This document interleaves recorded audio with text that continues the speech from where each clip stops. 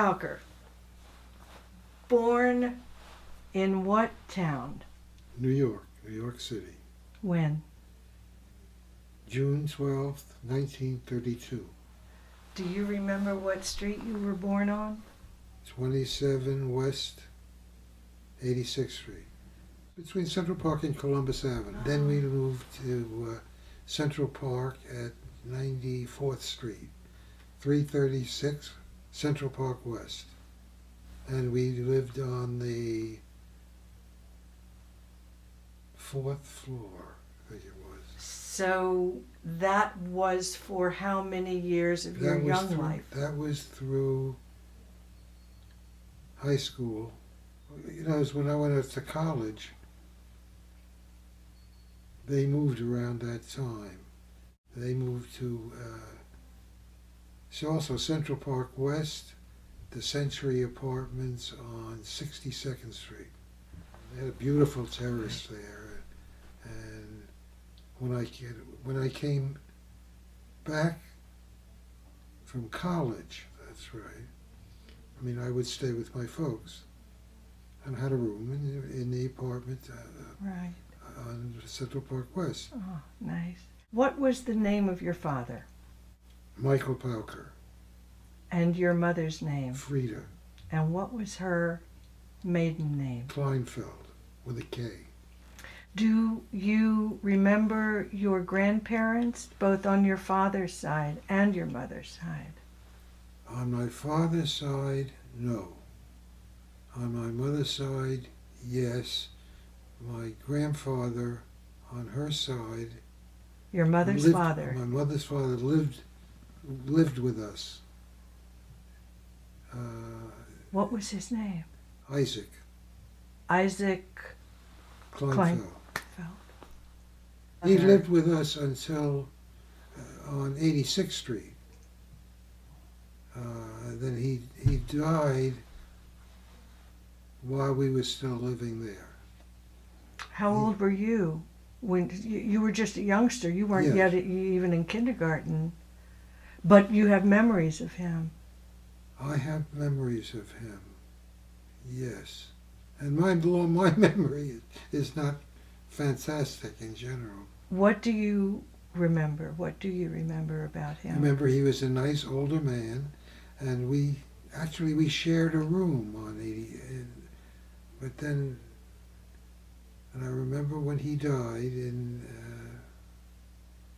he was in his middle 60s. Oh, he was young. I never knew his wife or my grandmother.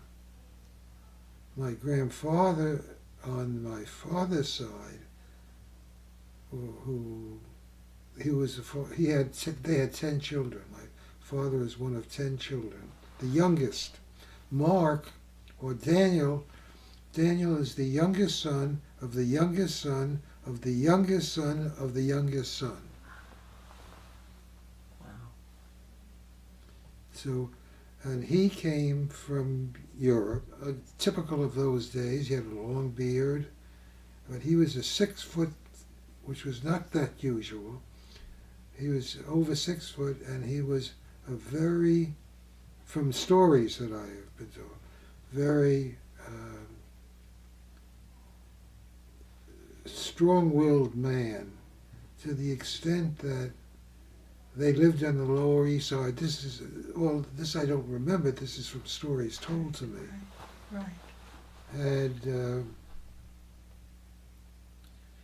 when they lived in sort of a ghetto type area, East Side, not ghetto from a point of being a problem, but it was a Jewish,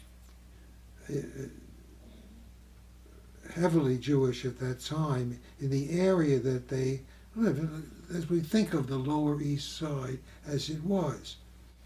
And there were conflicts between Irish and Jewish, and it was not a South American group, but there were Italians and Irish and Jews. And occasionally there were battles, fights among the kids, and nobody wanted to mess with my grandfather, because they came up to him one time and gave him a hard time. And the story is that he opened up his hand and smacked someone in return and knocked them out, and nobody bothered the Pauker family after that. What country did he come from? Romania. Have you ever been back to No. your ancestral, of all No. the travels that you've done, you've not? No, we've never gone to Romania. Did you know anything about your father's mother? Did you know her maiden name? No. You know nothing of her, or when she came here, or how she and your grandfather connected. You have none of that information. I don't. No, I don't have that information. But on your mother's side, Isaac Kleinfeld lived with you Right. for the first few years of Right, your right. life. Do you know what country he came from? Austro-Hungary in that area. So your background is definitely Eastern European, Yes. Romanian, Hungarian, Right. No, not Hungarian. Austro-Hungarian. I mean, the Hungarians and the Romanians didn't love each other that much. No. So, no, I never really got a lot of detail, even through my lifetime to this point. That was, although my father knew more than I knew, and helped many people in Europe, all who claimed to be family members, to get out of Europe after the war, who were still survivors, get them into Israel, and he was very active in that all his life. But the story of what happened to our family, during the Holocaust, you just lost it all. Yeah. My father was born there. He was about 2 years old when they came here. When you say he was born there, he was born in Romania? Yes, and we do have Herzegovina, I think it was. I've tried a few times, to try to put things together and I have certain information, but none of it is really. And of course, my father being the youngest, Mm-hmm. we've lost so many of his sisters and brothers so many years ago. Did you know any of your aunts and uncles? Oh, we had a great Pauker family. You can imagine if they're 10, they were all married. They all had children. We used to have meetings with 90 people. And it was a lot, and they were a crazy bunch. They were a lot of fun.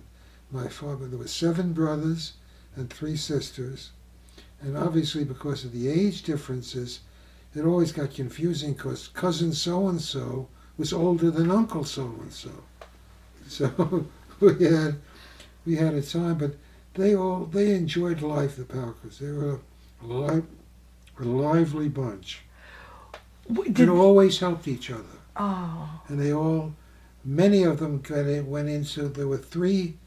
They were in the knitwear business, which I was ultimately in for about 30 years and so on, which my father, he was the youngest, and some of the older brothers had a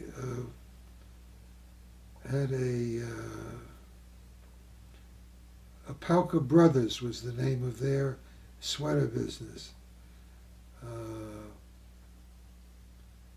Then there was another one, Pauker Boys Wear, with a couple of other brothers and cousins, older cousins. And my father opened Barclay Knitwear because he didn't want to be the pushed around brother forever.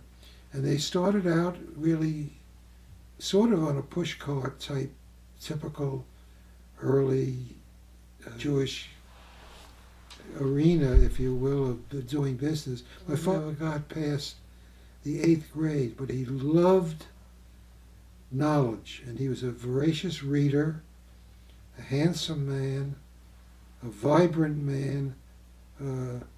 He was an Orthodox in the good sense of the word Orthodox. He believed in God. He believed it in his soul, but it was nothing artificial about it. He was a remarkable man. And ultimately when I went into business with him, he was strong-willed, and people wondered, how is Dick Pauker going to survive in this kind of a environment? And we got along just wonderfully. We would fight. I mean, there would be an occasion he would pick up a book and throw it at me or something, you know.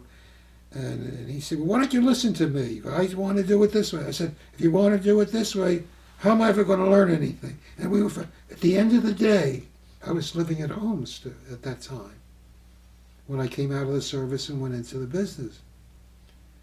And it was fun. We built that business, and we loved each other. And I never regretted anything about going into something as difficult as working with one's father. Did you have brothers and sisters? I had a sister who recently died in the last... One sister? One sister. What was her name? Ruth Davis. Ruth Pauker Davis. Right. And she was divorced. She's had 3 daughters. Going back to your father and your mother, did your mother work? My father didn't want her to work as such. As the minute but she worked on occasion to help out. She came from a family who was born, and she was born here. My father always had her on a pedestal. She was a very pretty, very attractive, very lovely woman. They got along very well. Did your mother come from a large family? She was one of 7. And they were more Americanized, if you will. Her brothers, there were 4 brothers and 2 sisters, 4 and 3 girls. Mm-hmm. And mother was in the middle. And an interesting story is that when she met my father,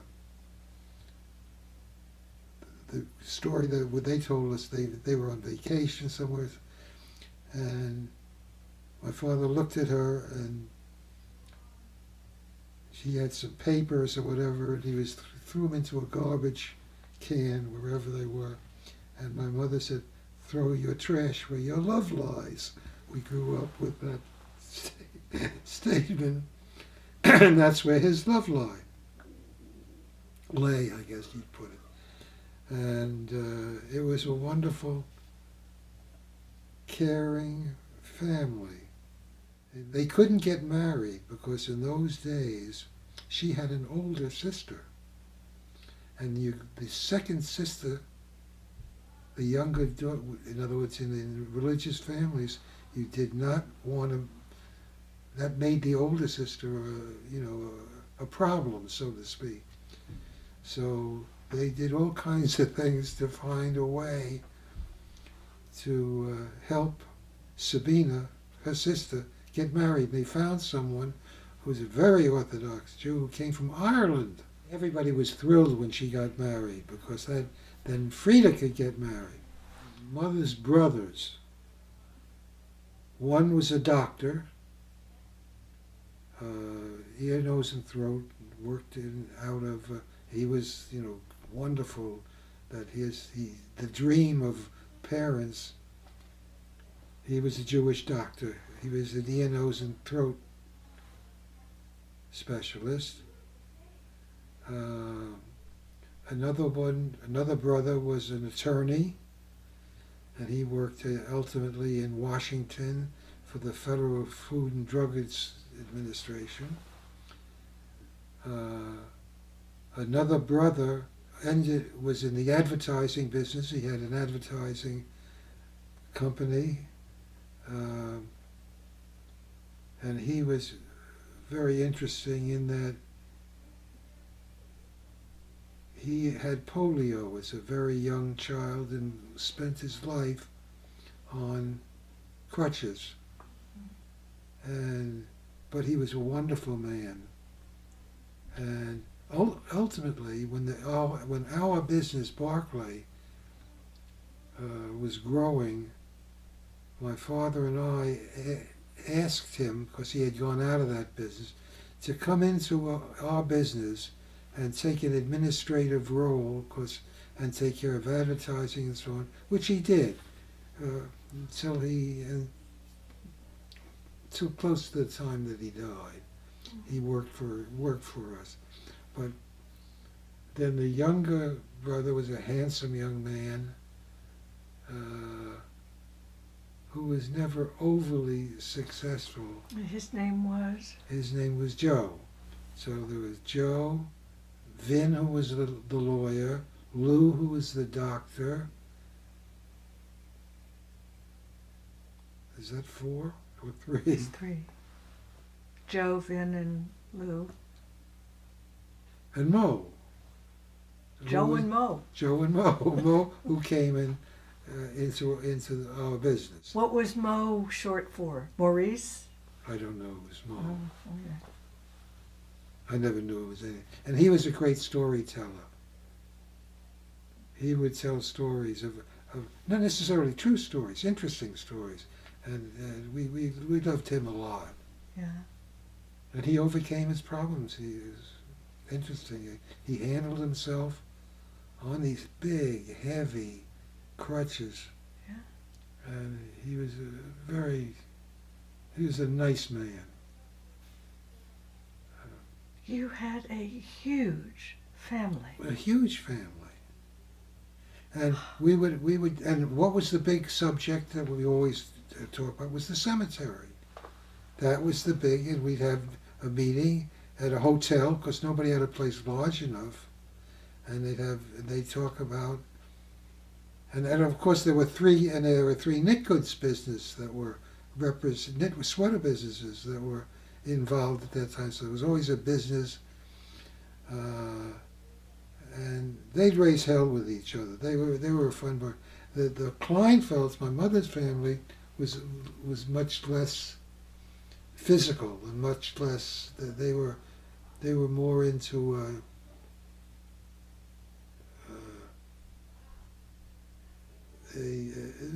much subdued personality type. Although I shouldn't even say that, because I had one aunt, one of my mother's sisters. She was a little crazy. What was her name? Blanche. And Blanche, she's the one who, when she was visiting with my sister who in Kingston, later on in years, would do things like, they lived in a house, and she'd do things like streak across the roof. She was funny. Did she marry? Oh yes, Blanche? yeah, oh yes. So what was her married name? Inselbuck. Blanche Inselbuck. And her husband, who had a terrible temper, but who was never very efficient in anything that he did. My mother talked my father, into giving him a job because he couldn't hold a job. And he lasted with us for a while, but not before I left. It got to a point he just couldn't. Dad couldn't handle him, so he left. But there was a lot of family that moved on. We had other cousins that were in our business. My brother-in-law was brought into. My sister got married relatively young, and Dad gave him an opportunity, and he thought he was a hot shot, and it just after a while, it was pretty apparent that I was not going to be able to. I mean, the problems were between he and my father, and ultimately, when I got into the business, I saw where it was going, and although he was given an operation to run a factory and so on, and then it didn't work out. And ultimately, he left the business. Let's put it that way. He also left the family because he was fooling around. It just didn't work out. Let's go back to your earlier years in New York. In New York. Where did you go to school? The school. It was. I loved that place. Ann Reno was the name of the school. I think I went through the first grade. That's as far as I seem to recall. As far as it went. Mm-hmm. Did you have friends from then? From there, no. Yeah. No. No, we didn't. But then the big change was made. I went to a school called Ramaz. That still exists today.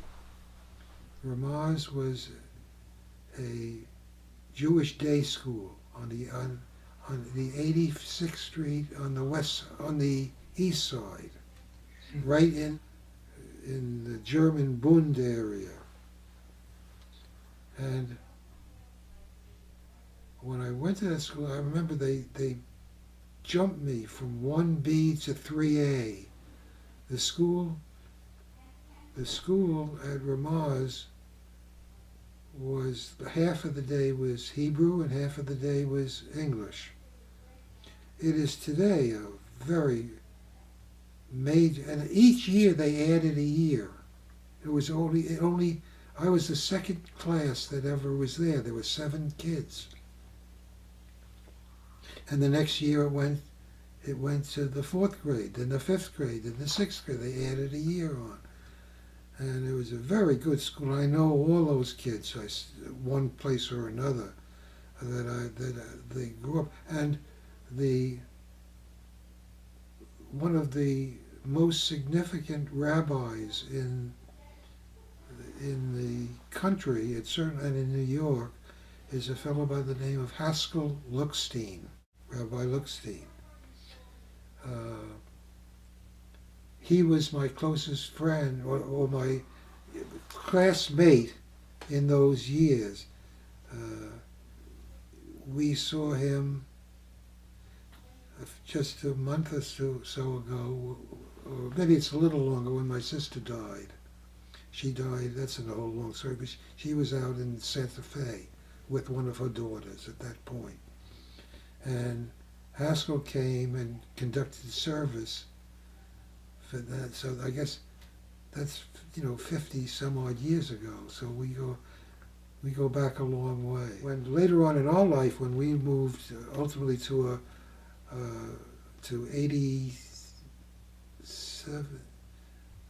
87th Street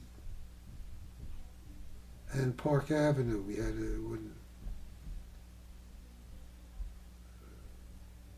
Haskell, who's lived around actually he moved into the same building that we were living in on 87th Street on Park.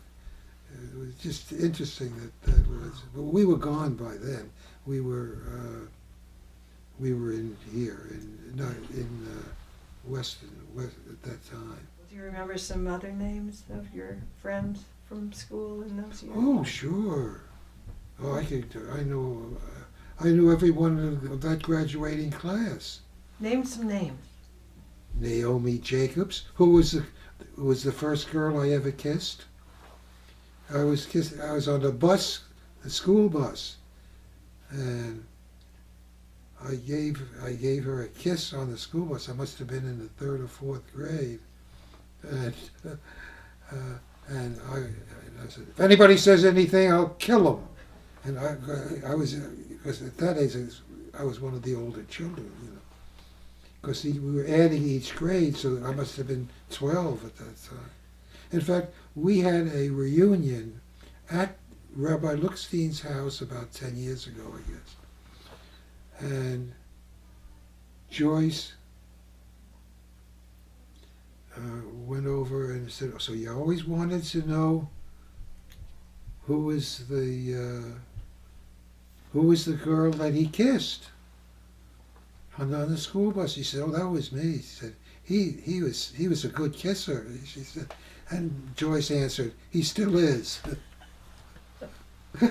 So,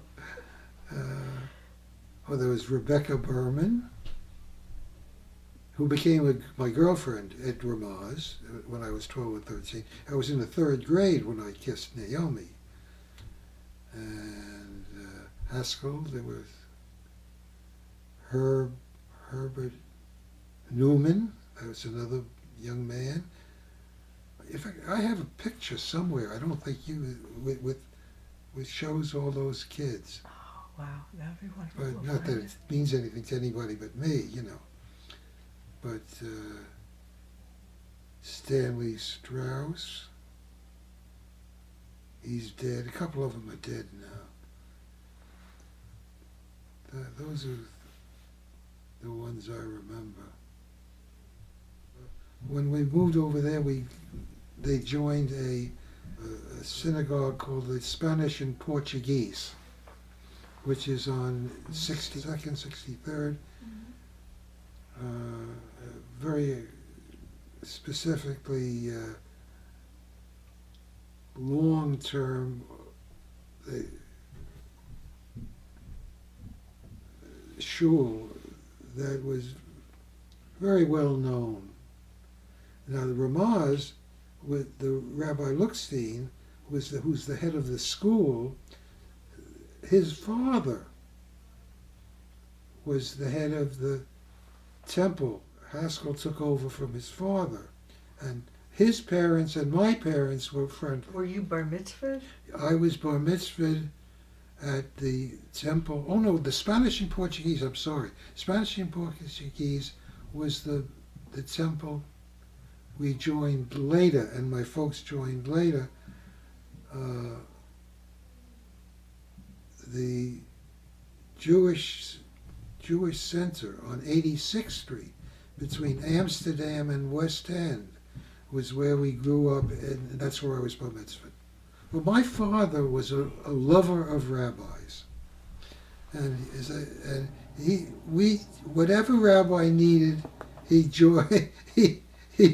supported. In fact, they joined the Fifth Avenue Synagogue, Orthodox, in the 60s, because they wouldn't ride; they had to be able to walk. The rabbi there was the ex-rabbi of chief rabbi first of Ireland, then ultimately of England, and he supported all these rabbis and helped. When I left Ramaz and went into after the 8th grade, and then I was sent to Horace Mann, and that was a big change, obviously. Interesting story. Ramaz was a kosher or religious organization, and Horace Mann, of course, was not.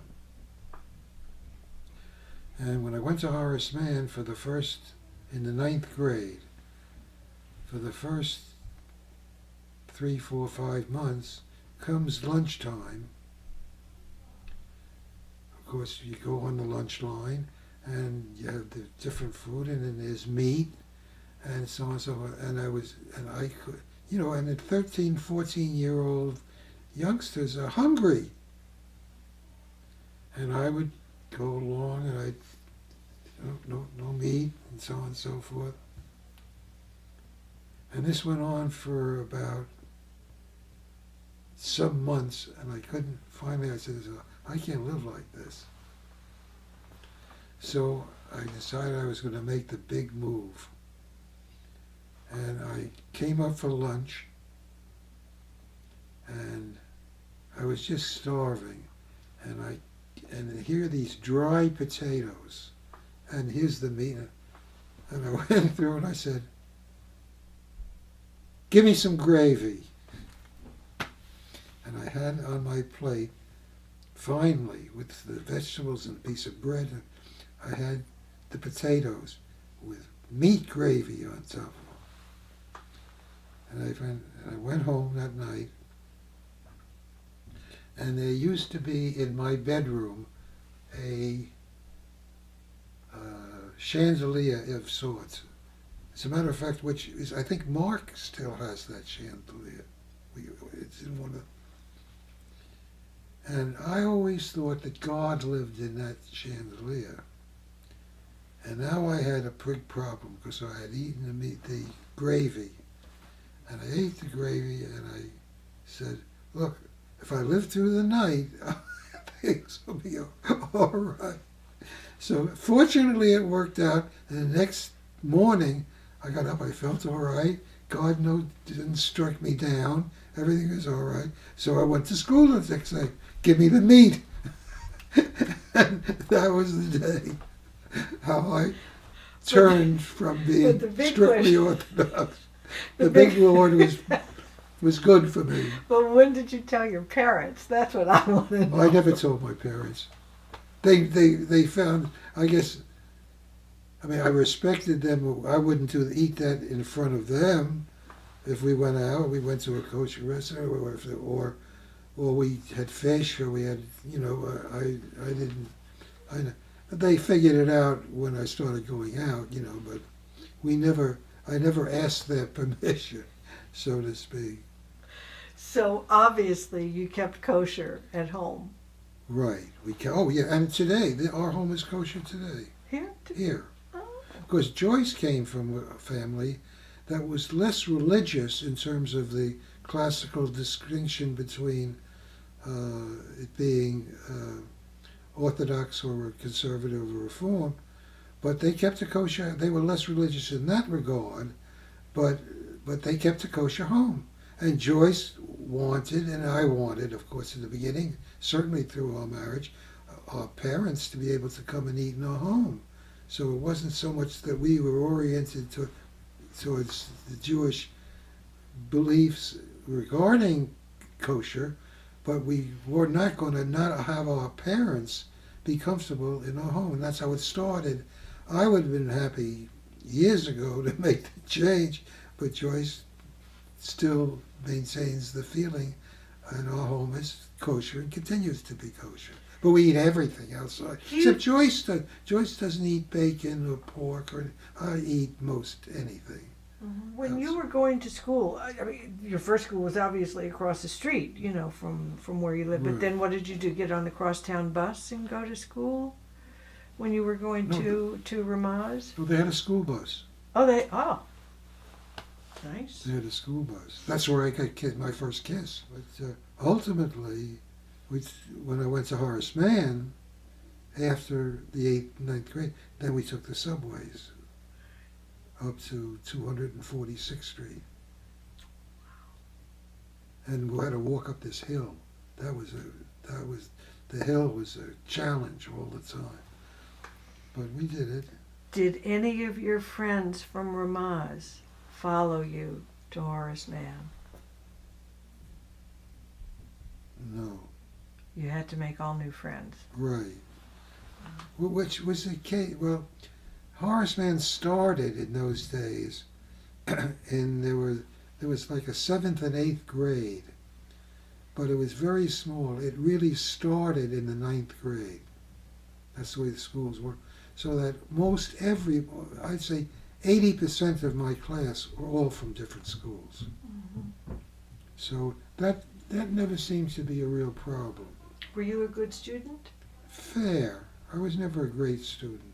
I was always a bright kid, and this followed me into high school and college and so on. That I can tell you a couple of stories about that, but I was never. I found an easy way to get by with everything because I didn't. I had, for example, or just to give you a typical example, that happened to be a college example. I had, say a course was in English, there was a book or a reading class. I would go to the night of the exam that there was going to be, and I hadn't read the book. So I go to my roommate or to somebody else and I say, tell me about the book. They say, what the hell are you talking about? Tell me about the book. Tell me the story of the book. Who's the protagonist? Who's this? Who's that? They told me, he gave me, spent 20 minutes talking like we're talking now. And the answer was, so he died at the end or whatever, you know. And we go in the next day and we get this test. And he filled out the test, I filled out the test, and I get a B and he get a C in the exam. So I learned easy I could get away with a lot of stuff. So I never really applied myself until, my grades were all right. I got into the University of Pennsylvania at a Wharton school. So I was a smart kid, but even in college, I was more interested in playing poker than I was at that point in particularly being a student. So I got away with a lot of stuff until I got into the Navy, finished college, I went to OCS in the Navy, Officer Candidate School. And they explained to us that, you know, look left and look right. Chances are one of you three are not going to be here at the end of this course. So don't think you're going to be just getting through. And what year was this? 53. Okay. And I didn't listen for the first day. First series of tests, I didn't do well. And then at the dawn, they just said, and by the way, if you don't get here, you get shipped out to as an not undergraduate, you go as a sailor, but not as an officer. And I didn't feel like I wanted to do that. So for the first time, I applied myself in a school setting. It took all those years. And once I did, that was fine, which was a great thing for me to have to do, because when you did graduate and you became an officer, I ended up being the executive officer of a ship, second in command, and I would not have gotten along as well had I not learned how to self-respect. Yeah, and learned what the details of that you had to know to be, because there were only 4 officers on a small ship, and I had to know everything, and I didn't know what the hell I was doing, but I learned because I had learned what it was like to work, and that carried me through. I think I never would have gotten by and done as well in a business as we did, because my father was the boss, so everybody was kowtowing, nobody could take a kid, and I didn't have to be treated like a kid because I knew what it was like to lead a group of men at that point after 3 years in the service. What was your rank? I went in as an ensign, came out as a lieutenant JG, and later I got to a lieutenant in the reserve. And then, but more important than that, I was qualified for command at sea. That meant something to me, because we had a new captain in the middle of my time in this 3-year period, and we were on the Great Lakes of all places, and it was a small ship, and he didn't know how to handle a ship. He came from big, he was a regular Navy graduate, from like Annapolis type person, but he had to rely on me for so much of what was done, and so I ended up getting qualified for command, which I always felt was something that proved that whoever you were working for believed you really knew what you were doing. So that was a big thing. And then the 4-striper, the captain at the 9th Naval District, who was a career naval officer, called me into his office at Great Lakes and offered me a command of a ship if I would be willing to stay in the Navy, and so on. That's a great feeling. But I didn't want that as a career. But that's something that I've always built some self-confidence in me, that it wasn't something that you were thrown in to do, but that you were selected, to get that qualification. Yeah. It was an important thing in my life at that Wow. time. You said a 4-striper. How many stripes did you have? It was a stripe and a half when active and 2 stripes. It was in the Navy. You got an ensign, junior grade, lieutenant, senior grade lieutenant, and then from there you go up into commander, lieutenant,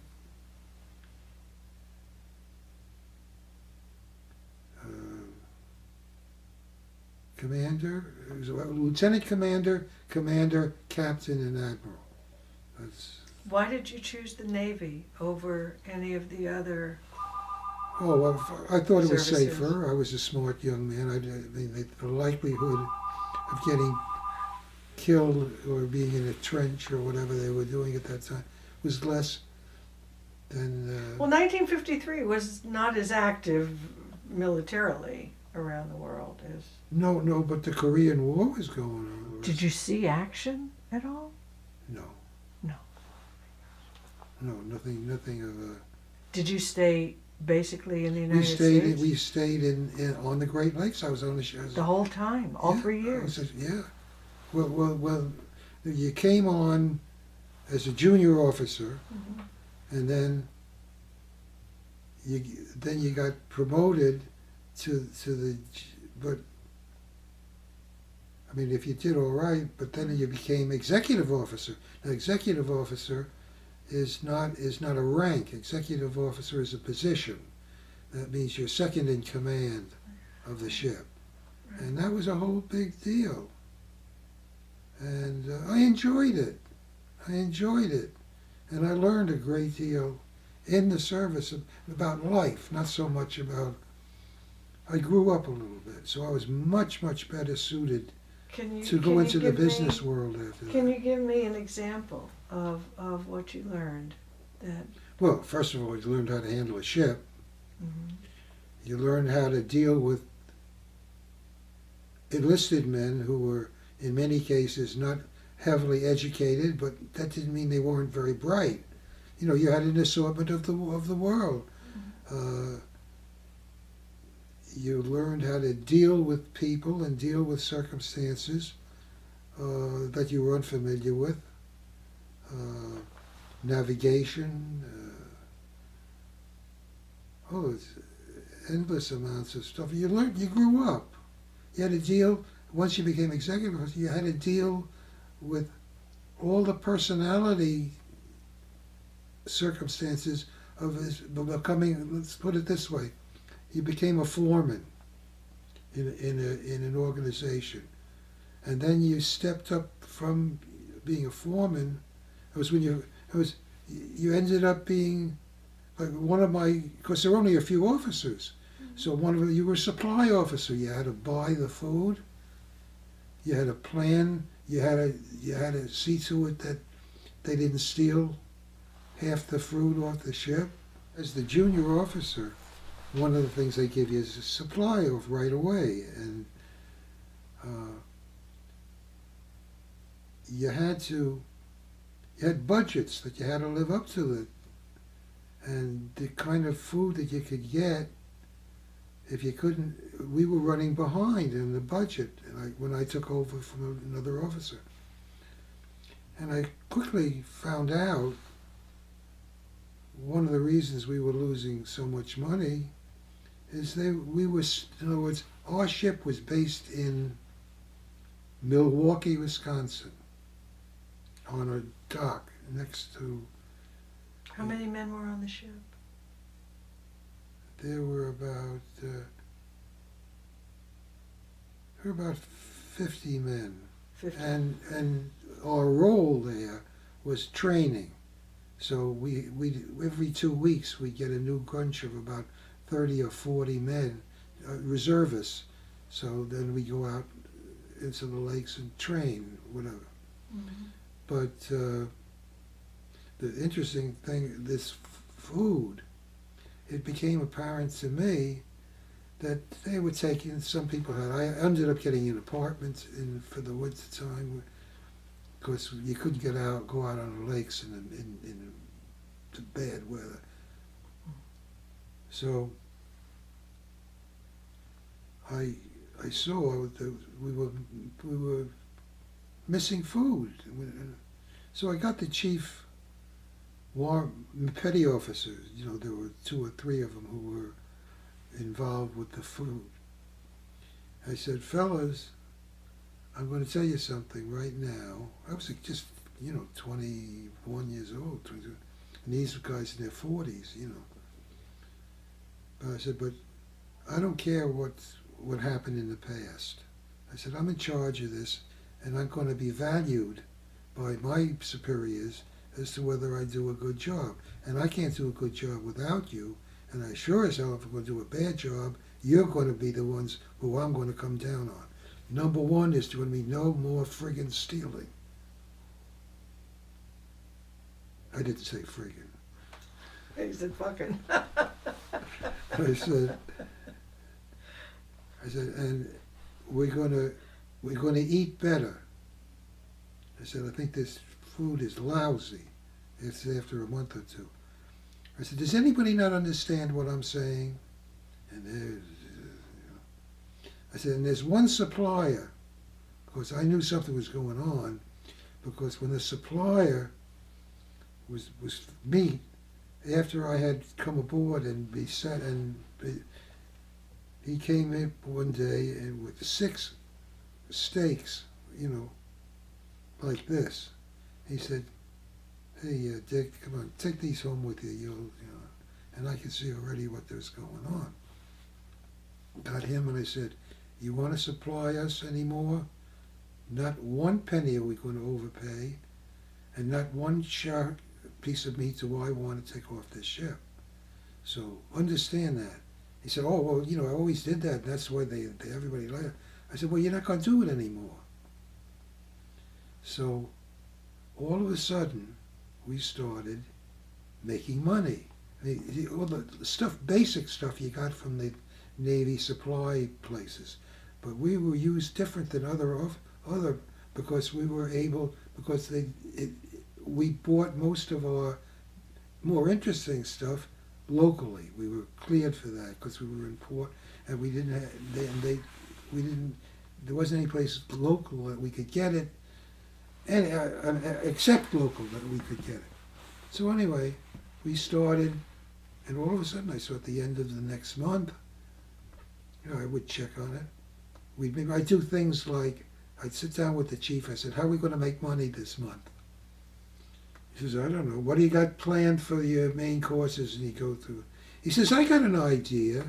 He says, occasionally, he says, they got real specials on certain kinds of food, that he said, like rabbit. I said, rabbit? I said, well, that sounds like a good idea. He said, but they'll kill me, the chief. They're going to tell them to eat a rabbit. So I said, so you won't tell them. You tell them it's all dark meat, chicken. So I said, let's give it a shot. So he went in, and when they started, guys was, well, how come there's no breasts? I said, oh, that's what we had. We saved the fillet. Anyway, and everybody liked it. So we had rabbit now. And we were doing it, and it got to be a game. And they said, well, anyway, it got to a point, we were doing so well financially. This was like 40 cents a meal or 60 cents a meal. We were doing so well that I didn't, the money was coming in. It was, what we were allocated was too much, and you can't give lower, if you lower your budget, then you're in trouble for the. So I started saying, well, you have to use it up. So how do we use? So we were the only ship in the Navy that on Sundays we had filet mignon, we had freshly baked pies, and we had, we ate like kings, and everybody was happy, and so on, so forth. So that's what it was like when I say the experience as a youngster to learn this kind of stuff. also as gunnery officer. You learn how to handle all this equipment. It was an interesting experience. It broadened me and to deal with people in a much more because I had to answer to somebody, and nobody was kissing my ass because I was the boss's son. So that was a very interesting time. So you went to the University of Pennsylvania, and you majored in what? What was your? Industrial management.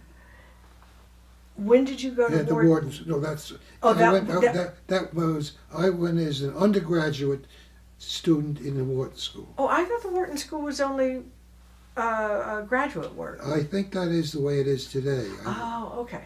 Okay. It wasn't then. So your 4 years were Right. spent at the Wharton School of Business, University Exactly. of Pennsylvania. Right. So when you came up to graduation, you knew you were either going to get drafted or you were going to enroll in officer candidate school. So Exactly. you enrolled in. That was a good move, Dick. Yeah, it was a good move. That was a good move. But I had to stay in the reserve. I could have continued in the reserve, but I stayed in the reserve you had to stay in the reserve for 2 years. But then I was too busy to take the time off and go to the meetings. So I got my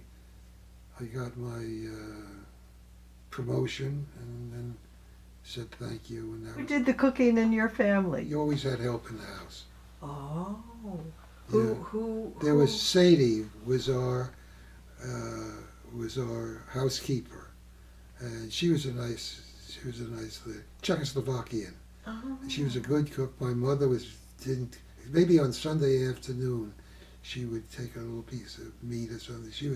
She was not a cook. She was not a cook, and my father never had the time for it. But we ate very well because she was there as a housekeeper. Sadie was Jewish, obviously. Pardon me? Sadie was Jewish. No. No. She was Czechoslovakian, but she wasn't Jewish. No. But she had to learn how to cook kosher. Yes. I don't remember. I mean, that was it never occurred to me until you mentioned the question how she may have worked for other Jewish people. When I was going to the Far East as much, not during this period, later in business, started importing and so on. We, through some folks that my parents had met in New York, they lived in Hong Kong, and they were Jewish. They lived way up in the hill in Hong Kong, and he was in the different kinds of businesses. And they arranged on a trip that I was going to the Far East to call them and say hello and so on and so forth. And we became and I had Joyce with me on this particular trip. And so they invited us up for Shabbos dinner up in Hong Kong, and we went to this, and they told us the story. They were complaining, said they're having so much trouble because they got a bar mitzvah coming up. And he said, it's so difficult, they're having trouble with their son, and so on and so on. He says the Amma knows the Amma is the Chinese cook, housekeeper, I guess. She knows the portion, and it was hysterical. That's so and she cooked kosher and the whole thing. That's in Hong Kong. That's not easy. They were flying beef in from Chicago or Omaha or somewhere. That was funny, and we'd see them every now and then. You are a great lover of art and music and all of this. Where did that come from? When did you first know? Well, Was I it never in your knew family? of course, I took care of, I was also much involved in the designing of, of our product in the business, but, but that really wasn't, but as a youngster, my folks, they started taking me to the opera when I was like 10 years old, season seats The at Metropolitan the Opera. Metropolitan Opera. Where was the Met then? Where was it That located? was Down in in the 40s, was it? was it? Hmm. 30s or the 40s. You know, and I used to, I mean, I didn't like every one, but I was exposed very early to classical music and opera. And I can see with our kids who we never really did, they missed out. Our kids, both of them, David and, I mean, they like music and they like popular music and they like current music, but they never got, for some reason or other, we never got them involved successfully in any classical music.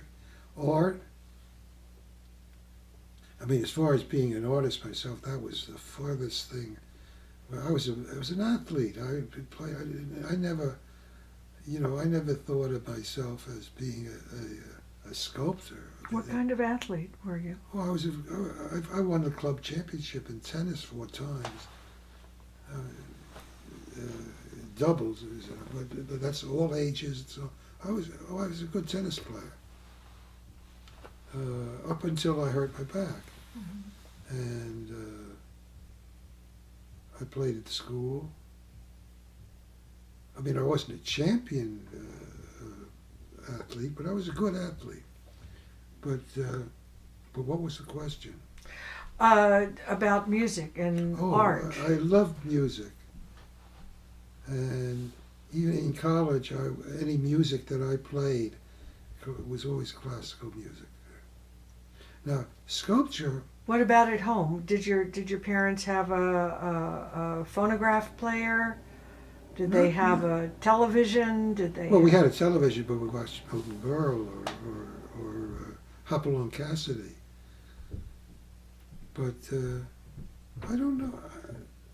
Well, I know the first thing I ever did is sculpture. I had a roommate in college. As a matter of fact, What was his oh, name? he came. I think he was in high school too, at Horace Mann. That's because we knew each other.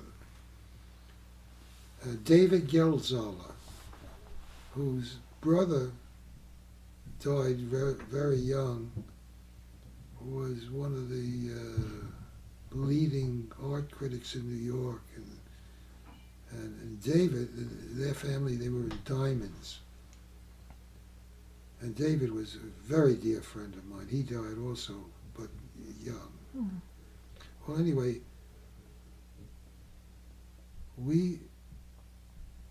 there was a girl. There's always a girl. There was a girl, and for some reason, or whatever the reason was, what triggered that, I don't know. I decided to make a portrait of her. I didn't know from nothing.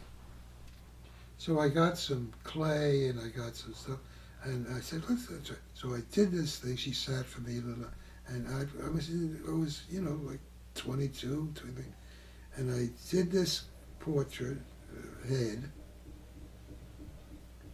and I showed it to them, you know, and they started to laugh, and I got so pissed. You're laughing? They said, oh. I said, you really think it's laughable? And anyway, they didn't, either one of them like it. Ended up, I would never touch the piece of clay again from that experience, and he married her.